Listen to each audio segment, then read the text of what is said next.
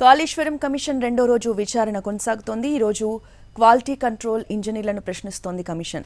బ్యారేజ్లను ఎన్నిసార్లు విజిట్ చేశారు, ప్రాజెక్టు నిర్మాణం విషయంలో మీ పాత్ర ఏంటి అని ప్రశ్నించింది.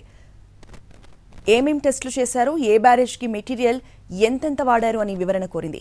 అయితే కమిషన్ ముందు సరిగ్గా జవాబు చెప్పలేని ఇద్దరు అధికారులపై పీసీ ఘోష్ సీరియస్ అయ్యారు. మరో అధికారితో కమిషన్ మిమ్మల్ని ప్రభావితం చేయడం లేదన్నారు. అన్నారం బ్యారేజ్ గతంలోనే కాదు, మొన్నటి వరదలకు 7 మీటర్ల లోతు ఇసుక పేరుకుపోయిందన్నారు ఇంజనీర్. ఇప్పుడున్న పరిస్థితుల్లో గేట్లు క్లోజ్ చేయని అనుకున్నా కూడా చేయలేని పరిస్థితి ఉందని కమిషన్ దృష్టికి తీసుకొచ్చారు. అన్నారం బ్యారేజ్ అలైన్మెంట్ సరిగా లేదని, దానివల్ల సమస్యలే వస్తున్నాయన్నారు ఇంజనీర్లు. అన్నారం సుందిళ్ల మధ్యలో 31 కిలోమీటర్ల దూరం ఉందని, అందులోనే 32 వాగులొచ్చి కలుస్తాయన్నారు.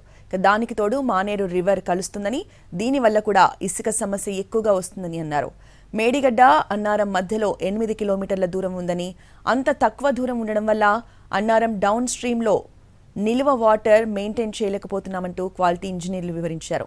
1,00,000 క్యూసెక్ల వాటర్ వస్తే తప్ప నీటి నిల్వ మెయింటైన్ చేయలేకపోతున్నామని కమిషన్కు వివరించారు.